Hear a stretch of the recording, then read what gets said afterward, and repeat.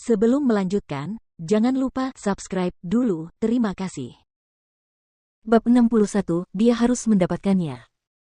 Setelah memutuskan untuk menjaga konflik tetap sederhana, Mukiki meminta Su Zipei untuk menghubungi keluargamu untuk memberitahu mereka tentang pikirannya. Namun dia punya syarat. Meskipun papamu marah, dia merasa lega karena Mukiki bersedia mengalah. Sekarang yang tersisa adalah melihat apa saja persyaratannya. Setelah mamamu tahu bahwa Mukiki memiliki syarat-syaratnya, sebelum dia bersedia untuk bersikap sederhana, dia menyarankan Mu Tangsue untuk menyetujui syarat-syaratnya.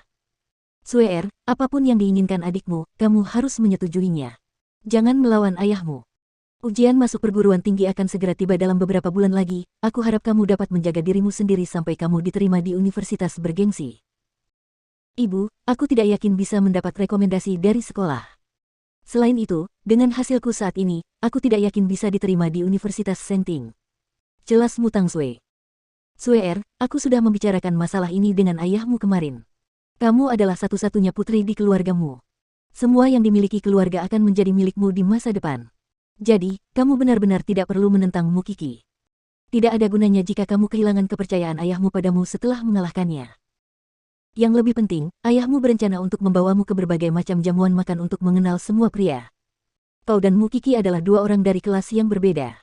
Ingat, kau hanya akan menurunkan kelasmu jika kau mengganggunya. Kau mengerti? Ya, Ibu. Dan satu hal lagi, kita bisa melakukan sesuatu tentang ujian itu. Prestasi Mukiki stabil dan dia selalu mendapat peringkat tinggi dalam ujian. Jika dia berprestasi seperti biasa dalam ujian masuk perguruan tinggi, dia akan menyuap pengawas untuk menukar lembar jawabannya dengan milik Mu Tangsue. Begitu selesai, Mu Tangsue pasti akan masuk Universitas Senting. Tentu saja, itu hanya ide mamamu. Dia belum memutuskan apakah akan menggunakannya atau tidak. Jadi, dia tidak memberitahu siapapun tentang hal itu. Kita lihat saja besok apa yang diminta Mukiki. Di sisi lain, Seng Xiao telah memutuskan untuk tinggal bersama Mukiki setelah setengah tahun. Jadi, dia harus merencanakan mulai sekarang bagaimana cara pindah dari rumah keluarga Seng. Ketika dia memberitahu Mama Seng tentang pikirannya, Mama Seng enggan membiarkan putranya pindah. Kamu sudah tinggal di villa yang begitu megah, mengapa kamu ingin pindah? Bu, kapan ibu bisa bertemu menantu perempuan ibu kalau aku pulang setiap malam? Tanya Seng Xiao. Mama Seng setuju dengannya, entah bagaimana. Tidak apa-apa jika kamu ingin pindah. Tapi kamu harus membiarkan aku memilih dan mendekorasi tempat tinggalmu yang baru. Terserah padamu. Kata Seng Xiao sambil mendorong ibunya keluar dari kamarnya. Aku akan menunggu kabar baikmu. Kemudian, Seng Xiao kembali duduk di sofa. Tangannya memegang kancing manset yang jelek tapi imut yang diberikan Mukiki. Dia telah melakukan apapun yang seharusnya dan bisa dia lakukan demi si kecil. Dia juga memikirkan hal-hal yang tidak boleh dia lakukan atau pikirkan. Meskipun itu mungkin tidak dapat diterima oleh semua orang, si kecil yang manis itu, dia pasti harus mendapatkannya. Malam harinya, Mukiki tidak bisa tidur nyenyak. Ia bermimpi. Ia bermimpi tentang Mu Tangsue yang merebut Xiao Xiao darinya. Mukiki terbangun karena mimpinya di tengah malam. Dia duduk di tempat tidurnya dan terus memanggil nama Seng Xiao. Dia sangat takut. Dia melihat jam. Saat itu pukul 3 pagi. Dia tidak ingin mengganggu Seng Xiao, tetapi akhirnya dia mengiriminya pesan teks.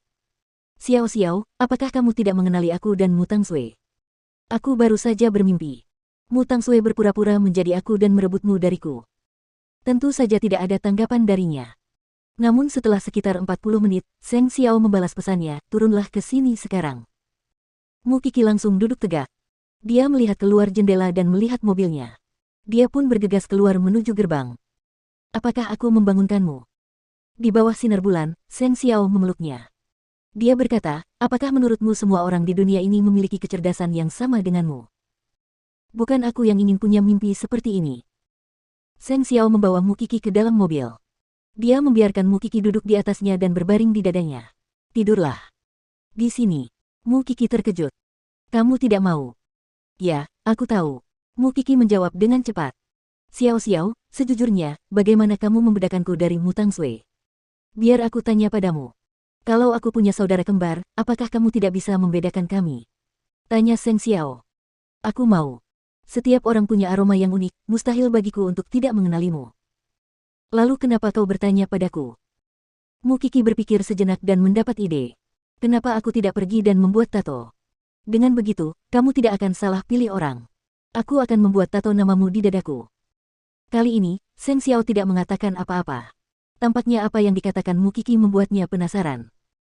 Apa yang disarankan Mukiki dapat sepenuhnya memuaskan keinginan seorang pria untuk memiliki seorang wanita. Namun, bukankah menato nama di dada berarti mereka memberitahu seluruh dunia tentang hal itu? Dan itu tidak menarik secara estetika. Memikirkan hal ini, Seng Xiao benar-benar merasa ini adalah saat yang tepat bagi Mukiki untuk mengubah citranya. Jadi, ketika Mukiki sedang tidur, Seng Xiao membelai rambutnya dan berpikir keras tentang jenis tato apa yang cocok untuknya. Sedangkan dia, di mana seharusnya? Hal kecil yang tak terhentikan. Tentu saja, Mukiki tidak bisa tidur dengan Seng Xiao terlalu lama. Menjelang pukul 6, Mukiki tiba di rumah sebelum Su Zipei bangun. Sebelum masuk ke dalam, Seng Xiao mengingatkannya tentang semua hal yang perlu diperhatikannya saat berhadapan dengan papamu. Meskipun mungkin tidak setuju, ia tetap ingin menghormati pilihan Mukiki. Ia tidak suka memaksanya melakukan apapun. Su Zipei tidak menyadari bahwa Mukiki bermalam di luar. Setelah bangun, dia membangunkannya untuk bersiap-siap ke sekolah dan menyiapkan sarapan. Mukiki menjadi sangat bersemangat setelah ditemani Seng Xiao. Tanpa disadari, dia telah melupakan penderitaan yang ditimpakan keluargamu padanya. Setelah sarapan, dia pergi ke Iten dengan sopir Paman Lin. Sementara itu, mobil papamu sudah berada di gerbang sekolah. Mukiki masuk ke dalam mobil dan berkata, bibiku seharusnya memberitahumu bahwa aku ingin menyederhanakan masalah ini. Namun, itu tidak berarti aku akan membiarkanmu Tang Sui begitu saja. Jika kamu ingin menyelesaikan masalah ini, kamu harus memenuhi persyaratanku. Sebutkan saja, kata papamu. Pertama-tama, aku ingin Tang Sui pindah ke kelas lain. Aku tidak ingin melihat orang munafik ini bertingkah di hadapanku lagi. Setuju. Papamu mengangguk. Kedua, jika Tang Sui yang memulai masalah lagi, aku akan membalas dendam padanya dan tidak ada seorang pun di keluargamu yang bisa campur tangan. Untuk ini, kamu harus menandatangani perjanjian denganku. Tentu saja. Papamu mengangguk lagi. Ketiga, yang paling penting, Tang Sui harus menamparkan dirinya sendiri di depan seluruh sekolah dan meminta maaf kepadaku. Kau harus memenuhi ketiga syarat itu. Aku tahu kau punya orang untuk menguntit bibiku. Tapi kau tahu, semua yang telah kau lakukan tidak ada gunanya jika aku benar-benar ingin memperburuk keadaanmu.